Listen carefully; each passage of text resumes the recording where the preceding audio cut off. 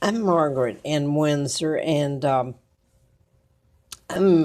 looking at what they're doing to Roy Moore. He's running from, well, he's from the state of Alabama. I believe he's from Gadsden, Alabama, not too far from Moulton and Huntsville, where I was taken when I was kidnapped in 41. And that's what I want to address. 1979, as I've put up here over and over and over for the last 5, 6 years at least, um, the FBI sent me a letter June the 23rd, which was my father's birthday, but it's in 1979. And ongoing investigation, national security involved. Now then, Roy Moore from Gadsden, he was a judge and a district attorney. Now he's running to fill the seat that Jeff Sessions left when he became U.S. Attorney General. And I remember, well, what's happening to Moore is that it started out with someone accusing him of sexual abuse in 1979, and they were saying, well, who can remember back then? But the point is, there's been this influx, all this about rape and abuse and assault that's started, I guess, with Cosby in part.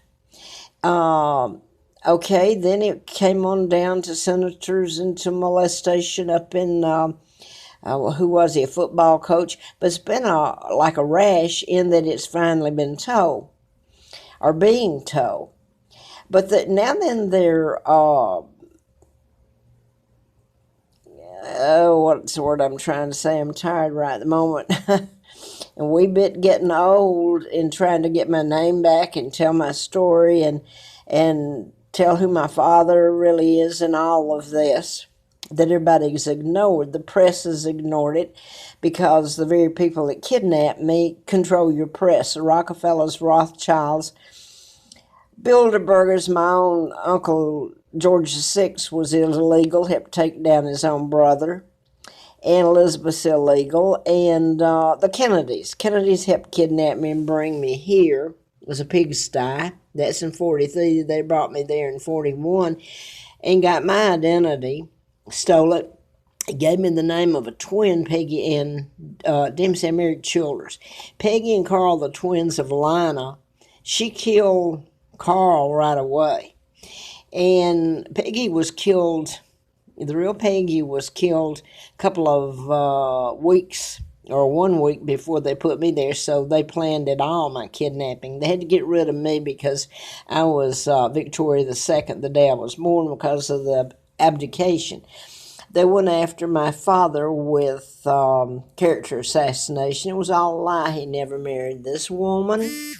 It's never been corrected. He never married this woman. She married a double. There were doubles used, and they became the illegal Duke and Duchess of Windsor. So you had Sir Winston Churchill. You had Roosevelt, the president, who appointed Joe Kennedy ambassador to England in 36, kicked out in 46. And you've got Eisenhower that was involved and knew about it all. Truman, all your presidents have known. So I guess that's not important to anybody, right? That you invaded my country, you took down my father with character assassination, and the torture and the attempts murder, and there's another something in here that I'm waiting to see if it's told. I hope it is. Half of the crimes committed and the torture done to me and my children here in this country in plain view have never been addressed. I haven't put up on YouTube and Facebook, which has been my only outlet. I can't get an attorney. It's so hideous. The press won't touch it, and believe me, I've been to them with proof positive. And I look back now, I didn't find out until 83 about my kidnapping when I was in a campaign and flown out to Larry Flint's. And that's not a very good picture I got there. But anyway, I just wanted to show where I lived in the national forest too and froze and starved, and they run me and gave me tickets, and um, they were told to. I can't. If they all they had to do is give me a home. After all, they stole me from my home and brought me over here. And I mean, the attempts to murder me are unreal, and that happened in Huntsville, Alabama, more than once, and in Atlanta, Georgia, and. Well, all I can say too is that I remember one of the FBI agents said to me, this is my Aunt George O'Keefe,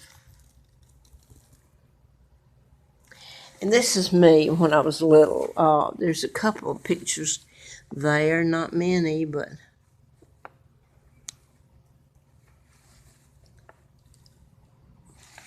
but anyway, and this is me.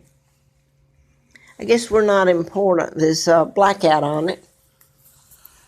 Now then, hope I'm still making sense. I've been doing this for so long and been kept penniless and homeless and begging and running back and forth. And when now I can't go back to the National Forest when I'm run from here or run back to Huntsville a couple of times and then I'm run back here. And anyway.